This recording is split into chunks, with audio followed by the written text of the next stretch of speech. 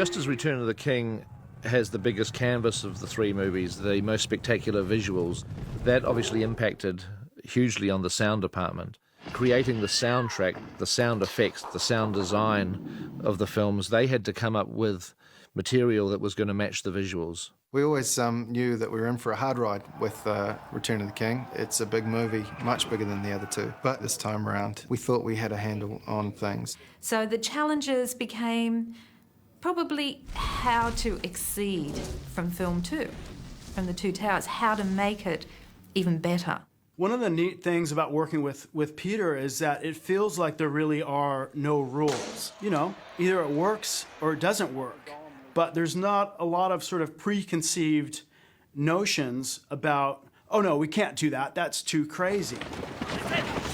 One of the scenes that we got a sort of initial version of was the siege on Minas Tirith when the catapult battle starts. Ethan played it to Peter down at the theatre, and Pete just kind of said, well, have you actually heard a kind of 2-ton rock landing? Because this is what they're going to be. They're going to be bits of these buildings kind of flying over, and they're going to land on the ground. And kind of, have you actually heard it? And Ethan hadn't.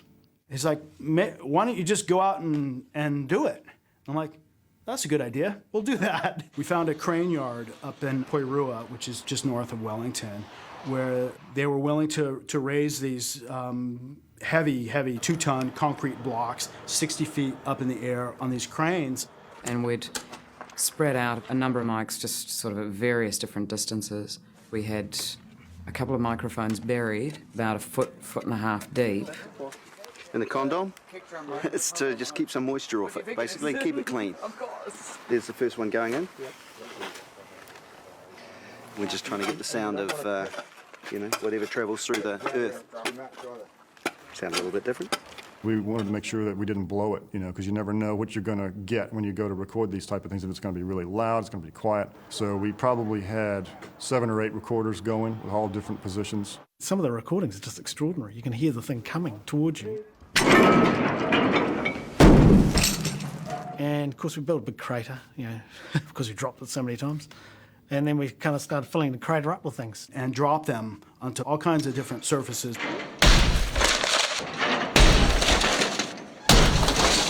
It was fantastic because it gave us the sound that we wouldn't have gotten any other way.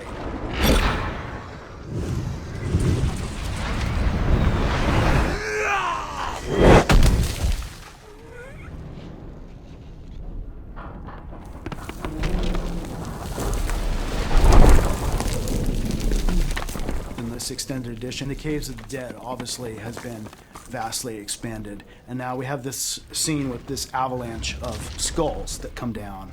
So we've been working with a number of different things to try and create what we perceive that sound to be, since we don't have 60,000 human skulls at our disposal. And coconuts, sort of come to mind, obviously. So then we took a bunch of them over to one of the sound stages and just took boxes of them and just poured them out on the ground. We were able to rent 20 kilos of walnuts, $1 for a half day per kilo. Apparently, walnut renting is a decent business in Wellington. Great sound, but walnuts are going to have a very bright sound quality to them, and then thousands of them, it becomes this wall of unpleasantness. Once it gets to the theater, though, I can say, it's a cool sound, so let's work with it so that we can keep what is cool about it, but get rid of the offending nature of it. It's kind of the arc of creating the track.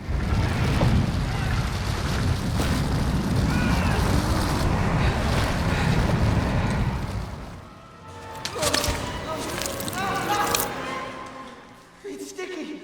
What is it? Peter hates spiders, and so rather than sort of shy away, he wanted to sort of push the Shelob sequence into a place where Shelob couldn't be anything but the most slimy, spooky, nasty piece of spider business. I made my first pass at doing the Shelob vocal with this alien head. The thing that I was afraid of was that it might not be scary enough. It had lots of personality, and had all the qualities that you might hear from a giant spider, but the one thing it was lacking for sure was weight. Peter was drawing on this experience he had at this zoo where this alligator had hissed at his daughter. Since that had freaked him out, that was what he wanted her to sound like. I heard somebody using the steam thing to clean a jug out a few days ago. I thought it would be cool to try, maybe fake an alligator hissing. The problem with using hisses alone is that you can't make it sound aggressive, or angry. It's just sort of a hiss, which is sort of personality-less. Someone pulled up the sound of a Tasmanian devil over the internet, and it's just the most hideous sounding animal you've ever heard in your life. And so Katie Wood ended up going to the Taronga Zoo, where they have a couple of these Tasmanian devils in captivity. There's one in the main enclosure, Salem, who, just pointing my microphone at her, she would scream ferociously. The tricky thing in making a creature when you're going to use several different elements is trying to make sure that they all sound like they came from the same beast. These sounds, strangely, they all work well together. Barry Osborne, one of the producers from the very beginning, has been very instrumental in encouraging interaction and really sort of cross-pollination of all the different departments. I mean, especially for us in the sound department, it means being able to see what the visual effects people are up to. On this film, we had a great sound team, and they care greatly about their work. And they can only do their work well if they're informed. So I set up a way for the sound designer to get invited over to Weta to go to dailies. Ethan Vandren and David Farmer came to my desk one day, and I showed them what we were working on and the Shelob shots in progress, and they got excited about it. Not only was Shelob in the scene, but she was fully rendered, and I could actually see what her mouth was going to look like, with actually fangs in there, and these things are all inspiration for me as I'm trying to figure out what she's going to sound like. About a week later, all of the Shelob animators trucked over to the sound studio, and we were just blown away. It's so cool. Man, seeing that stuff really gives us ideas, too. After hearing the sounds that Dave Farmer was starting to put together for Shelob, the Shelob animation team started thinking about giving Shelob's mouth a lot more character and definition. That made us go back and try really hard to live up to the sounds.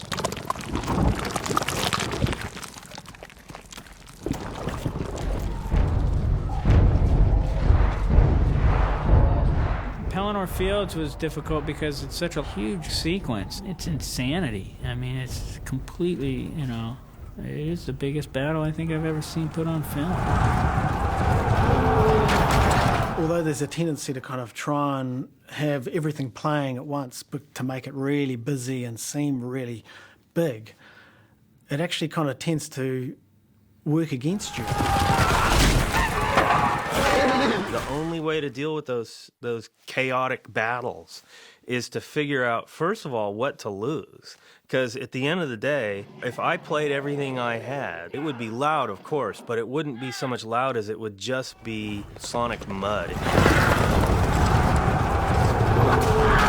So you pull out everything but what is the most intense sound at any given moment. And then it's about switching quickly to another sound. A great example is King Theoden thinking that they've gotten the better of the orcs at Pelennor Fields. Make safe the city! And suddenly he hears this sound. And all we hear is these subharmonic booms. And these sort of distant roars, which you can't quite identify. From that moment, we just sort of increase. We just let it all flow towards us.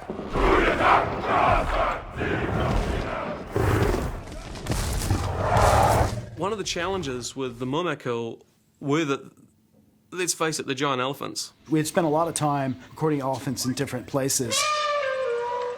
And that is the sound you would probably naturally expect to hear when you see these trumpets, these trunks go up, is that trumpeting sound. And we all know elephants as these beautiful, gentle creatures. And so we didn't want in any shot for people to go, oh, the poor elephant. And we played it back for Peter, and he's like, we don't want to hear that trumpet sound. It needs to be some kind of horrific bellow. So I had to basically add tiger roars and a lion roar that was slowed down. But the lion roar is too long. So I had to take the beginning of the lion roar and the end, chop them together. have Mumakils stomping around. And then, of course, their feet, which are, like mini explosions in themselves, and which have to feel huge so that we get the size of these animals. If you actually go to a zoo and listen to elephants walking, they're quieter than people.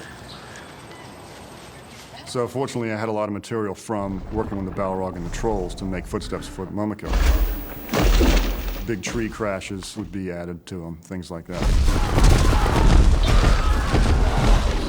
The thing that got interesting about cutting the Mumakil footsteps was you can't cut every one you see. You can't put a sound to every foot you see falling because it'll just be overload. So what we wound up doing was only cutting footsteps for the front feet. So rather than have for one guy, it's just the death sound for the Mumakil had to be a little bit different than the rest of the Mumakil roars, so it wound up being largely a stud horse that was having the semen taken from it. This is more Discovery Channel interview, really. Sometimes we get so into our jobs that we're willing to sacrifice our safety for getting the right sound. I was in the corner of the room trying to keep a safe distance because of all the things I've recorded, which has been, tigers and lions and elephants, things like this, I think I was probably in the most danger when I was recording the horse in heat. It's actually pretty freaky.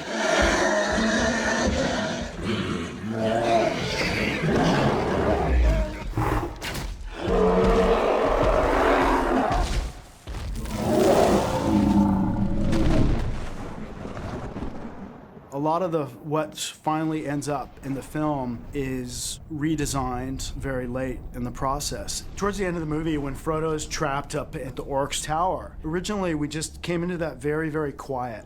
I think in the mix they realised there was really nothing kind of setting up the presence of the orcs down below. We came up with the idea of, well, what if all these other orcs that are down below in the tower are just having this sort of drunken party? But I wonder if, like, when he's upstairs, when they're upstairs having that big chat anyway, whether there could be some noise of orcs coming from down below. Yeah, it seems like you could do some, if there's any holes in there up in the tower while the two are fighting, or, some sort of backgrounds filtering up through that hole of all the... Maybe we could have them playing a little jug band off screen, an orc jug band. It seemed like it'd be a fun thing to do, so we just ended up dragging whoever was around the mixing stage at that point. Yeah, drunken orcs. We're drunk orcs singing. So 5 minutes and then. Can I have some drunken orcs in about 5 minutes in theatre 3, please? Sure. Drunken orcs. We can be drunken orcs. Thank you very much. You can have a drink if you like. Might help. Dave's really kind of unique, and it was really good way of doing it would be to demonstrate how to do it. So he'd give us the line the way he wanted it, and then we'd have to try and follow him and do it again.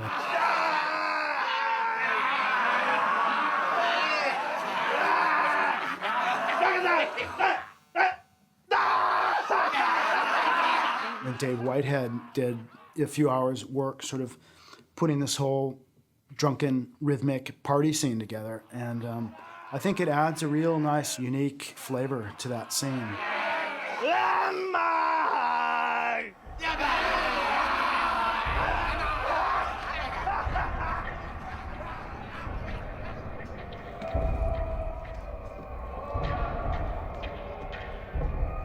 Find the orc within yourself. Become that creature. That was the motivation, and they lapped it up. It was good.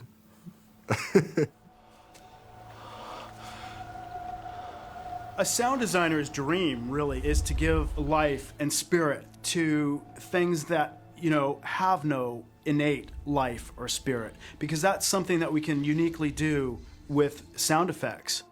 Peter's brief about the ring was that it was an actual character in the film. And so it had to have emotions, and it had to have the power to actually influence in a discernible way. The Smeagol Deagle scene, we remixed several times. More music, less sound design. More sound design, less music. We started with a big music score there that went right through the oncoming fight.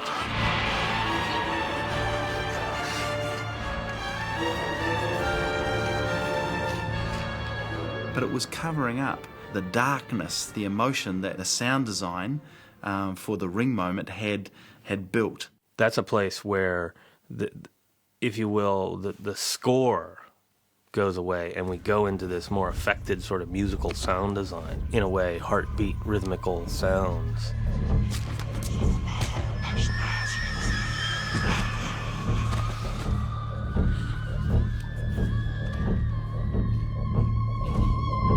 What it does for me, and I think for the audience as well, is that it really puts the focus on the power of the ring to corrupt. I think the sound helped sell the concept that the ring was doing this more than an individual was killing another individual. And it's a moment where sound design is as powerful as anything there because it helps tell the story.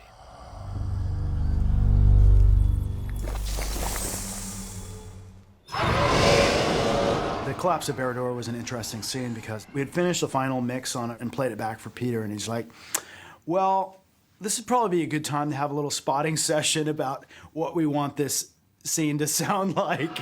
And what he talked about was that he wanted this sort of unholy shriek to come out of the eye after the ring is melted. You actually literally, you have to identify it as a scream of anger, pain, fear. The trick will be trying to make the voice of Sauron more like a human, but trying to give this human voice enough power to actually rattle this tower and actually bring it down. We recorded ourselves screaming and used bits of things we had used for Sauron's eye in the past, some horsey type elements. Had to come up with a combination that all worked as one element that gave Sauron like a sort of a monster sound, but still kept him in sort of the human realm.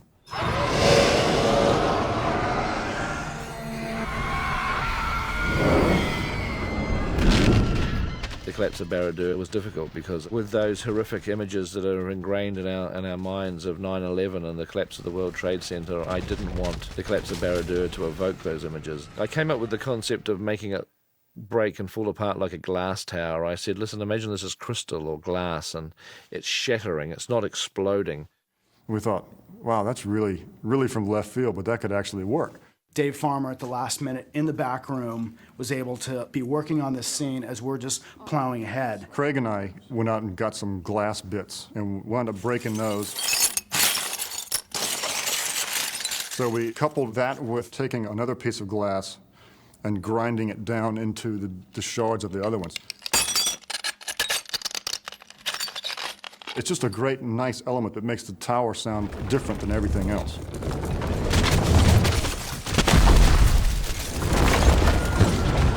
It was crucial to have our whole team right there, so when we get these sort of redesign areas of the film, we're able to get the whole team going on making this happen quickly, and then we can keep moving forward with the mix on the movie.